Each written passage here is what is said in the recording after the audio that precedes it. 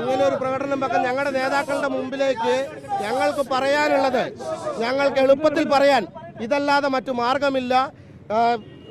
കേന്ദ്രത്തിൽ നിന്ന് നിരീക്ഷകരടക്കം എത്തിയ ഈ സാഹചര്യത്തിൽ പാർട്ടിയുടെ MLA-മാരുമായിട്ടെല്ലാം കൂടിക്കാഴ്ച നടത്തി മുന്നോട്ട് പോകുന്ന ഈ വേളയിൽ ഞങ്ങൾക്ക് പറയാനുള്ളത് അവരിലേക്ക് എത്തിക്കുക അത്ര എളുപ്പമുള്ള കാര്യമല്ല. അതിന് ഞങ്ങൾക്ക് ഈ തെരുവോരങ്ങളല്ലാതെ ബാക്കിയില്ല. ഞങ്ങൾ വോട്ട് ചെയ്ത് ജയിപ്പിച്ച്, ഞങ്ങൾ പണിയെടുത്ത് ജയിപ്പിച്ച്, ഞങ്ങൾ വിശ്വസിച്ച് മുന്നിൽ നിന്ന് നയിച്ച നേതാവിൻ്റെ പേര് ഇന്ന് പുറകിലാണെന്ന് കേൾക്കുമ്പോൾ സാധാരണ ഒരു പാർട്ടി പ്രവർത്തനം എന്ന നിലയിൽ ഞങ്ങൾക്കിടയിൽ ചെറിയ മനോവിഷമമുണ്ടായി. ആ മനോവിഷമം ഞങ്ങൾ കൂട്ടുകാരും ഒന്നിച്ച് ആലോചിച്ചപ്പോൾ അതിന് ഏറ്റവും നല്ല മാർഗം പ്രതിഷേധിക്കുക എന്നല്ലാതെ മറ്റൊരു മാർഗമില്ല. ഒരു നേതാവിനും ഞങ്ങൾ എതിരല്ല.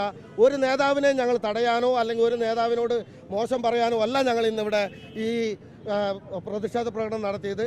ഇത് ഞങ്ങൾക്ക് പറയാൻ, ഞങ്ങളുടെ നേതൃത്വത്തോട് ഞങ്ങൾക്ക് പറയാൻ ഏറ്റവും എളുപ്പത്തിൽ പറയാൻ പറ്റുന്ന ഒരു മാർഗം ഈ തെരുവോരമാണെന്ന് കണ്ടിട്ടാണ് ഞങ്ങൾ ഇങ്ങനെ ഒരു സമരത്തിന് ഇറങ്ങിയേക്കുന്നത്. ഇങ്ങനെയൊരു KPCC പ്രസിഡന്റ് കൂടെ നാടാണ്. അദ്ദേഹം ഇവിടെ നാട്ടിലില്ല, അദ്ദേഹം പുറത്താണുള്ളത്, അദ്ദേഹം തിരുവനന്തപുരത്താണുള്ളത്. ഞങ്ങൾ KPCC പ്രസിഡന്റിനെ കണ്ട് പറയാനിരിക്കാൻ വേണ്ടിയിട്ട് ഇരിക്കുകയായിരുന്നു അന്ന്.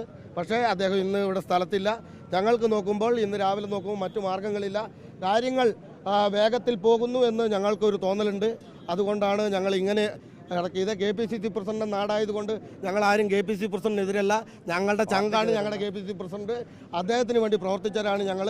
അദ്ദേഹം കൂടി ശക്തമായി നിലപാടെടുക്കേണ്ട സമയമായിട്ടുണ്ട് എന്ന് ഞങ്ങൾക്ക് തോന്നുന്നു. അദ്ദേഹം അത് പറയുമെന്ന് ഞങ്ങൾ വിശ്വസിക്കുന്നു. അതുകൊണ്ട് ഞങ്ങൾക്ക് പറയാനുള്ളത് നേരിട്ട് പറയാൻ പറ്റാത്തത് കൊണ്ട് ഞങ്ങളത് നിങ്ങൾ വഴി അറിയിക്കുകയാണ്.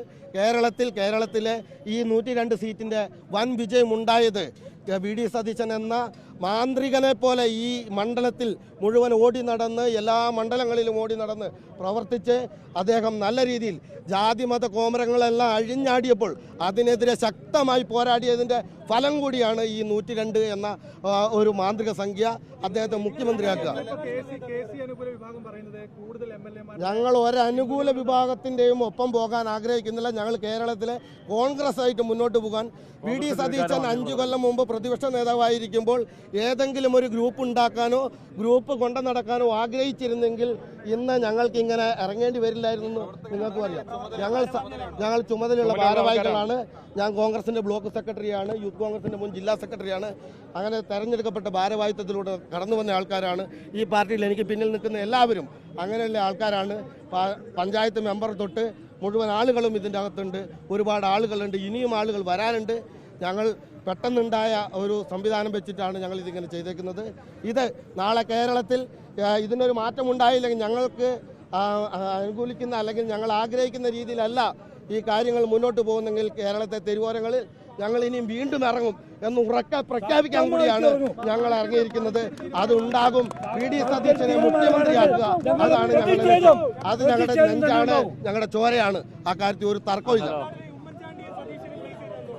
ഉമ്മൻചാണ്ടി കേരളത്തിന്റെ നായകനാണ്.